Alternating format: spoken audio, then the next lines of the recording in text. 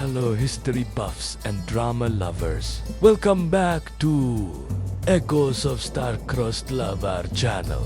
Today, we're diving deep into one of history's most epic and scandalous love stories, a tale of power, passion, and betrayal that shook the very foundations of Rome. This is the story of Mark Antony and Cleopatra and their fateful return to Alexandria. Picture this. It's 41 BCE.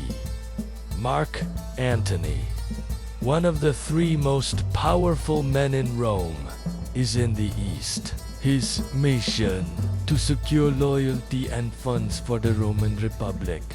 But he has another agenda, a more personal one.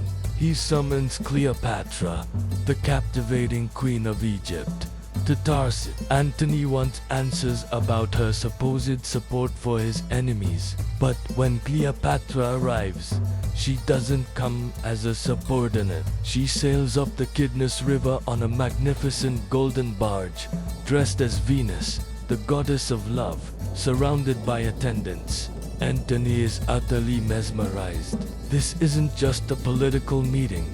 It's the beginning of a legendary affair. Antony follows Cleopatra back to Alexandria, and for one glorious winter, they live in a world of pure indulgence. They form a society of inimitable livers, dedicated to a life of pleasure, feasting, and entertainment. They wander the city streets in disguise, playing pranks on the locals. For Antony, a hardened soldier and politician, this is an escape. He's found a partner who matches his wit, ambition, and zest for life. In Cleopatra, he sees not just a beautiful queen, but an intellectual equal, a cunning political player who understands the game of power as well as he does. This winter in Alexandria forges a bond far deeper than mere political alliance. But the real world can't be held at bay forever.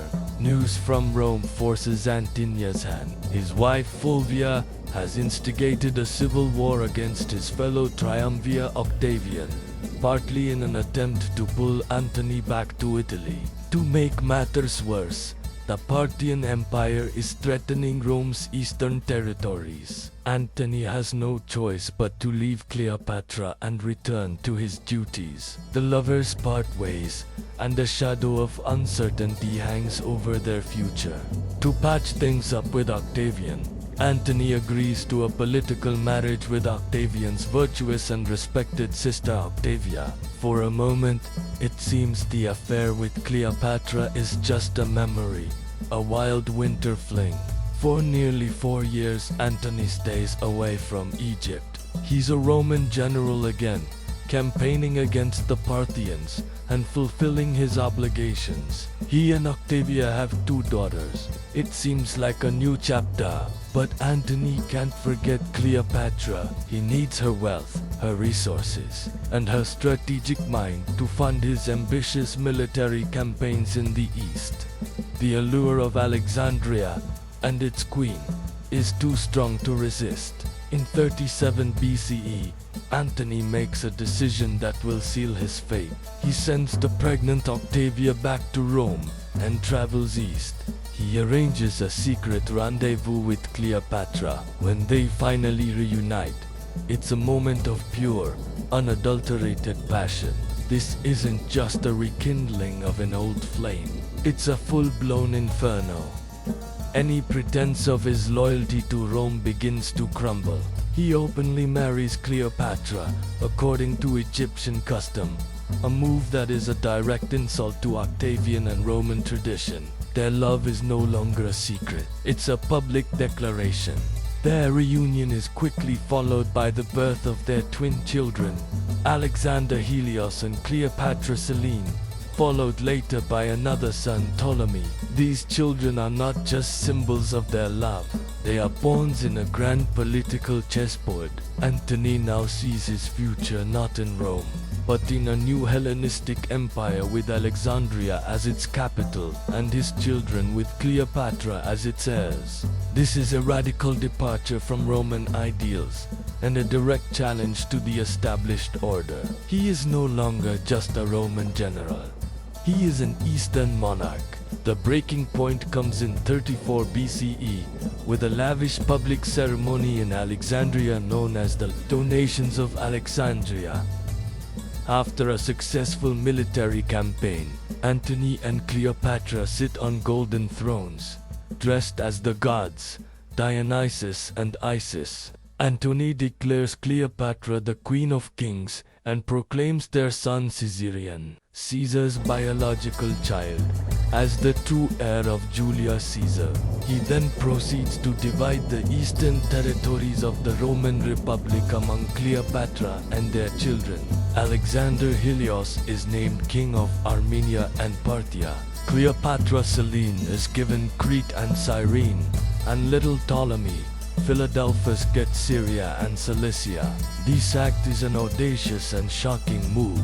For the Romans, it's the ultimate betrayal. Antony is seen as giving away Roman land to a foreign queen and her children. He's turning his back on his heritage, his responsibilities, and his own people. He has, in their eyes, gone native.